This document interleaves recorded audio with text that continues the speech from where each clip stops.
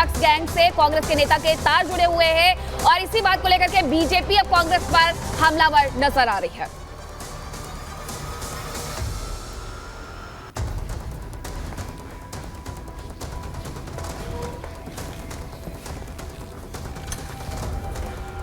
दिल्ली में 5,600 करोड़ रुपए की ड्रग्स बरामद हुई हैं।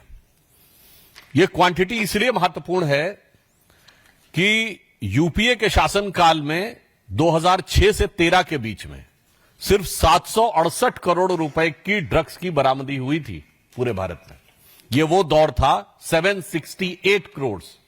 यह वो दौर था जब मुंबई से लेकर पंजाब तक ड्रग्स की गिरफ्त में था।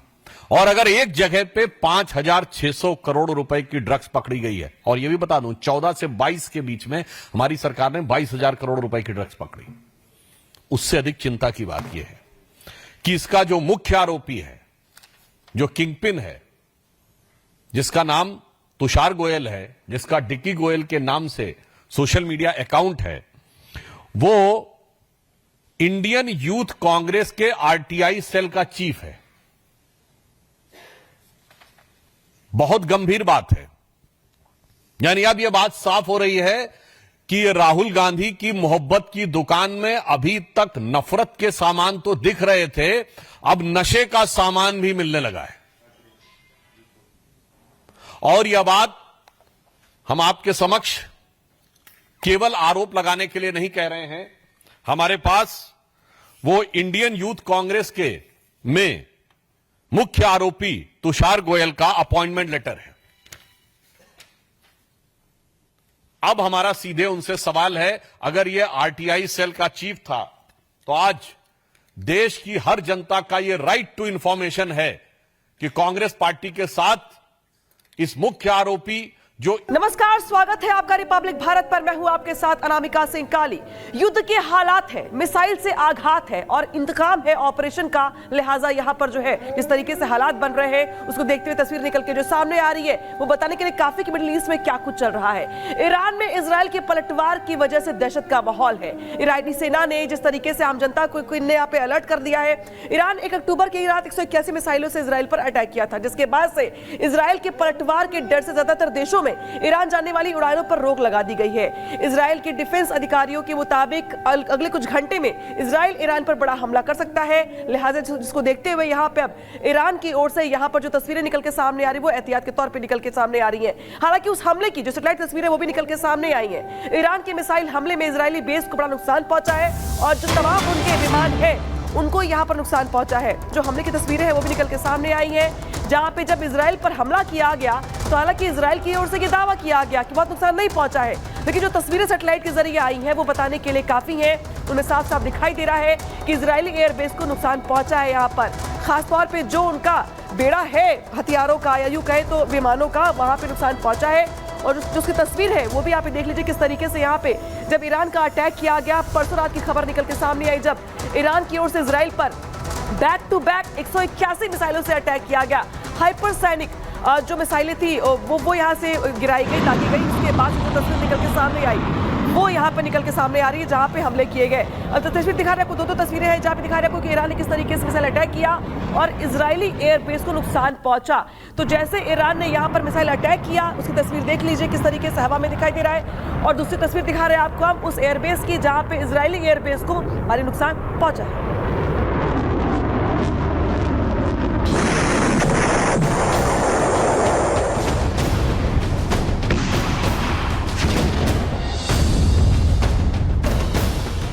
मिडिल ईस्ट में जंग के बादल और गहरे होते जा रहे हैं। तेल अवीव से लेकर तेहरान तक वार पलटवार की रणनीति तैयार है। बेरूत पर इजरायली हमले भी जारी हैं, तो यमन की तरफ से मिसाइलें अलर्ट मोड पर हैं। मिडिल ईस्ट के आधा दर्जन देशों पर युद्ध और इससे होने वाली तबाही का खतरा मंडरा रहा है। पहले आपको दिखाते हैं कि किन किन देशों में युद्ध की धमक सुनाई दे रही है। इस युद्ध के केंद्र में है इजराइल, जबकि इजराइल के साथ खड़ा है अमेरिका। वहीं युद्ध के दूसरे पक्ष को लीड कर रहा है ईरान। ईरान इस युद्ध को लड़ रहा है हमास और फिलिस्तीन के लिए।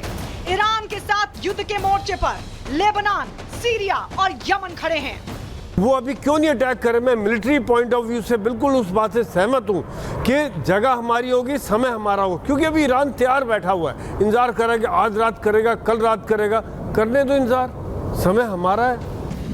इराक के कई शिया मिलिट्री संगठन भी ईरान के साथ इस युद्ध में परोक्ष रूप से हिस्सा लेने की तैयारी कर रहे हैं। पिछले साल 7 अक्टूबर को इजराइल पर हुए हमास के हमलों के साथ इस युद्ध की शुरुआत हुई थी। तकरीबन 1 साल बाद भी युद्ध की आग मध्यम पड़ने की बजाय और तेज होती दिख रही है।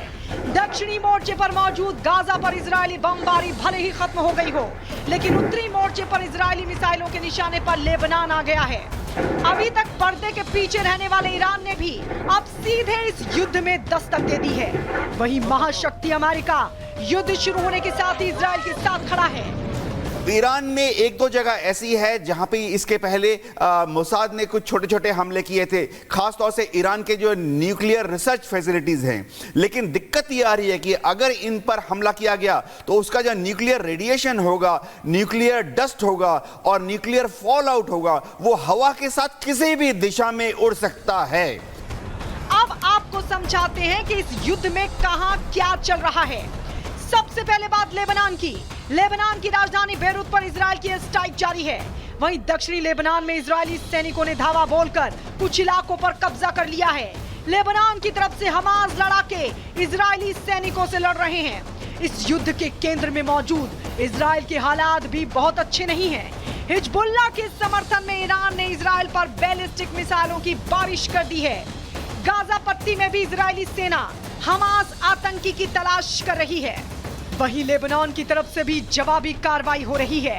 अब तक युद्ध के मैदान से बाहर रहा ईरान अब खुलकर इस वॉर गेम में शामिल हो गया है। इजराइल पर मिसाइल हमलों के बाद ईरान पलटवार की आशंका से हाई अलर्ट मोड पर है। ईरान ने धमकी दी है कि अगर युद्ध बढ़ा तो वो इजराइल पर और घातक हथियारों से हमला करेगा। इस युद्ध का एक और अहम प्लेयर है यमन। यमन के हूती विद्रोही और इजरायली सेना लगातार एक दूसरे पर हमला कर रहे हैं। हाल ही में यमन की पोर्ट सिटी होदेदा पर इजराइल ने भीषण बमबारी की थी। इजराइल एक साथ कई मोर्चों पर लड़ रहा है। ईरान, लेबनान, यमन, इराक जैसे देश उसके खिलाफ युद्ध में खड़े हैं, तो हमास, हिजबुल्लाह समेत कई हथियारबंद संगठन भी उसे निशाना बना रहे हैं। हालांकि इजराइल के साथ अमेरिका जैसी मिलिट्री पावर खुलकर खड़ी दिखाई दे रही है, जिसकी मदद से इजराइल इस मल्टी फ्रंट वॉर को लड़ रहा है। माना जा रहा है कि ईरान के मिसाइल हमलों का जवाब देने के लिए इजरायली सेना रणनीति बना रही है। जल्द ही इस युद्ध की रणनीति ईरानी जमीन पर गिरती मिसाइलों के रूप में दिख सकती है। दूसरी तरफ ईरानी सेना भी युद्ध के हालात के लिए तैयार खड़ी है। मतलब मिडिल ईस्ट की जमीन पर अभी और आग बरसना बाकी है। Bureau report, Republic Bharat. Middle east समेत तमाम देशों में इस वक्त टेंशन है और उसको बेहतर तरीके से समझाने के लिए हमारे साथ लगातार खास मेहमान जुड़े हुए हैं। हमारे साथ ग्रुप कैप्टन यूके देवनाथ है, कर्नल शैलेंद्र सिंह हमारे साथ जुड़े हुए हैं, हमारे साथ wing commander Prafulla Bakshi sir जुड़े हुए हैं। लेकिन सबसे पहले यूके देवनाथ सर, जरा तस्वीर देखिए, तस्वीर को जरा और बेहतर तरीके से समझाने की कोशिश करेंगे, क्योंकि जो अटैक्स हैं ईरान की तरफ से वो रुकते नहीं दिखाई दे रहे हैं। जरा तस्वीर दिखाएंगे, ये देखिए, ये पूरा मेरे ख्याल से एरियल व्यू है सर, अगर आप बता पाएं।